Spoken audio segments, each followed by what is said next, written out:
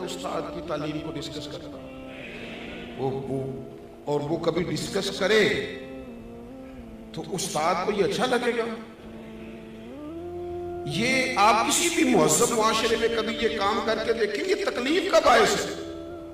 لیکن میں کس طرح یہ بات عرض کروں کہ لوگ امتی ہو کے نبی پاک کا علم شریف ڈسکس کرتے ہیں، وہ لے کے بیٹھے ہیں اپنے پاس کاغذ قلم اور لے کے بیٹھے ہیں حدود اربع کہ ہم بتائیں گے اتنا تھا اتنا نہیں تھا۔ یہ شکوک پیدا کیے گئے، شکوک کمزور کرنے کی کوشش کی گئی تاکہ کسی طریقے سے جتنی چیزیں آج دنیا میں لانچ کی گئی ہیں یہ صرف شکوک پیدا کرنے کے لیے، تاکہ خالی ذہن لوگوں کے دلوں میں آپ مانے نہ مانے۔ میں جتنے لوگوں سے ملتا ہوں میں تجربے سے کہہ سکتا ہوں کہ ایک بڑا طبقہ ایسا ہے جسے صرف مشکوک بنایا گیا ہے، جسے صرف ڈسٹرب کیا گیا ہے ذہنی طور پر۔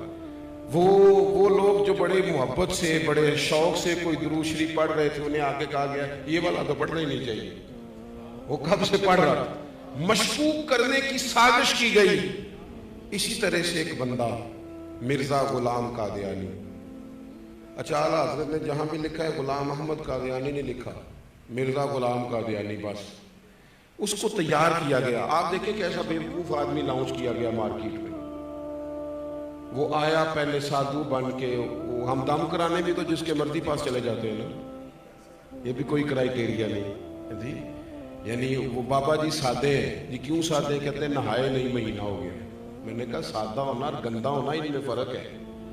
سادہ تو وہ شخص ہوتا ہے جس کو کوئی مہنگے کپڑوں کا شوق نہ ہو، کوئی مطلب اسے پروٹوکول کا شوق نہ ہو۔ سادگی کا کیا مطلب ہے کہ بندہ منہ نہ دھوئے؟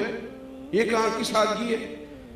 تو پہلے کبھی وہ سادھو بن کے آیا، کبھی کچھ بن کے آیا، پھر اس نے نا چونکہ باقاعدہ وظیفہ خور تھا، اس نے پھر عجیب و غریب دعوے شروع کیے۔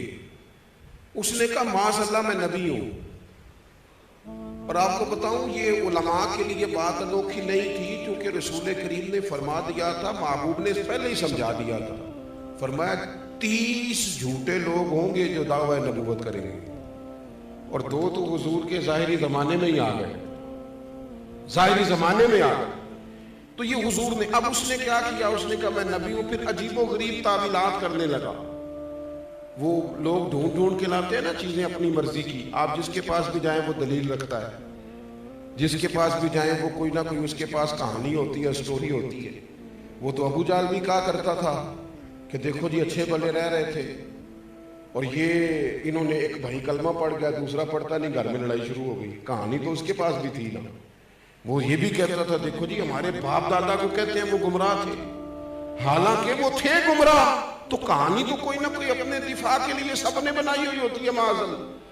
اس نے جب کہا میں نبی ہوں تو وہی لوگ میدان میں آئے جو ہمیشہ آیا کرتے ہیں، وہی لوگ آئے، علماء ربانی جی، مارے کھائیں، جیلیں کاٹیں۔ مولانا نیازی کو تکلیف ہوئی، کئی مہینے جیل میں رہے۔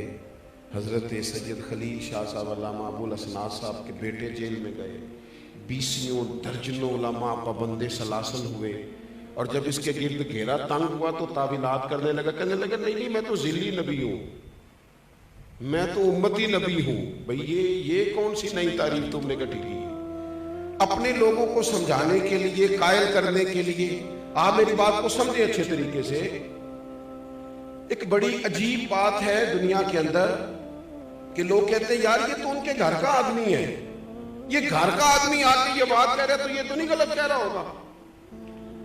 ان لوگوں نے یہ کیا کہ اسلام کا لبادہ اوڑھ کے جب یہ کہنا شروع کر دیا نا کہ حضور آخری نبی نہیں، معاذ اللہ، تو انہوں نے ایک دروازہ کھولنا چاہا، ایک نیا شک پیدا کرنا چاہا۔ وہ جو امت حضور سے وابستہ ہو گئی تھی پوری طرح، ان کے ذہنوں کو منتشر کرنا چاہا، ایک نیا دروازہ، تاکہ جس کا جی چاہے وہ اندر آ جائے، جس کا جی چاہے وہ اندر آ جائے۔